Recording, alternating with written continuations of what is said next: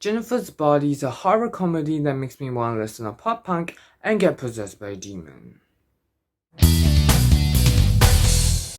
Before its 2009 release, Jennifer's Body had grave expectations for it, with screenwriter Diablo Cody hot off the rails from Oscar nominee Juno and Megan Fox trying to cement her leading lady status outside of Transformers.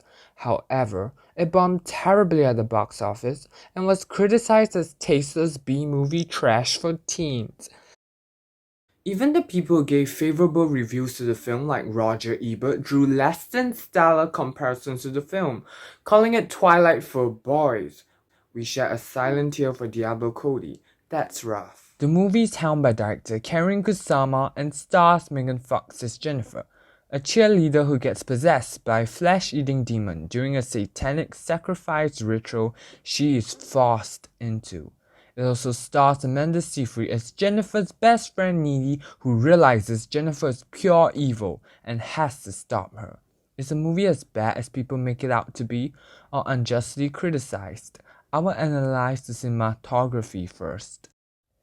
The movie opens with a slow POV shot of an unknown character, guiding the audience from the far end of Jennifer's house's front yard to the house window, making the viewers complicit in this voyeurism and peer into Jennifer's life, hooking their attention. The shot also has many cutaways to the ongoings inside the house, with extreme close-up shots of the grainy television in her room, and also Jennifer running her hair through her lips, suggesting that this privacy in the room is about to be invaded, and that we are about to expose what is really going on under those seemingly mundane images of her on her bed. The movie employs a lot of high-key lighting at the first half that reflects the funny, light-hearted nature of the start. This is in sharp contrast to the later intense sequences, such as the scene involving Megan Fox's botched sacrifice ritual that has low-key lighting, accentuating her terrified facial contortions, emphasizing the visceral impact of the scene. The blue tonality of the town at night in the movie is also really good at evoking eerie atmosphere, like when Needy explores her house at night. The blue tonality is also put to use effectively many times, like when Jennifer enters Needy's house at night, covered in blood, spilling bright red blood on the floor that creates a vivid, striking contrast to the blue tonality in the frame. Other than the lighting, the cinematography also gives us information about the toxic and complex friendship between Jennifer and Needy. Shallow focus is used at times, like when Needy stares over at Jennifer to see how she's feeling during a concert, but Jennifer is blurred out from the frame, as if she's isolated away from Needy and not in her orbit, which causes Needy to feel upset due to Jennifer's fixation elsewhere and not on the time they're having together. This emphasizes Needy feeling at times neglected in the friendship. Poor Needy. A close-up of their lips as they kiss in one scene also shows the brief intense moments of intimacy and care that unexpectedly creep in between them, giving us a reason Needy might cling on to this relationship, even though Jennifer doesn't put as much into the relationship as she does. So I give cinematography an A. Next, I will analyze mise-en-scène. The wardrobe reveals traits about the characters, with Jennifer opting for low-rise jeans and bright pink to flaunt her looks and weaponize her sexuality, while Needy intentionally opts for plain fabrics so as not to upstage Jennifer, showing Jennifer's dominance over Needy's actions.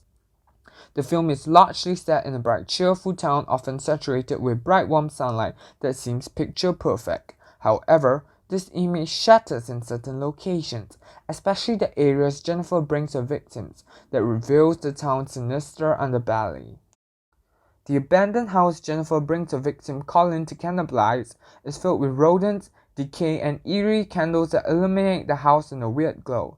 The candle props are also placed around Jennifer as she eats Colin, making her cannibalism look like an eerie occult ritual. Also, the forest that Jennifer brings one of her prey to that is proliferated with wild vegetation and animals highlights the animalistic and wild side of Jennifer as she munches down onto the victim.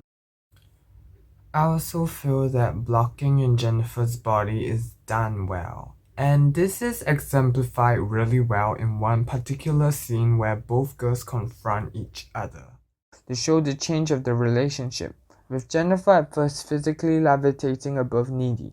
showing her dominance over Needy. However, this time Needy doesn't back down and lashes out at Jennifer, causing Jennifer to lower herself to the ground, having both characters be face to face with each other, showing how now they have equal dynamics in the relationship, unlike the start of the film. I give mise en scène a B+.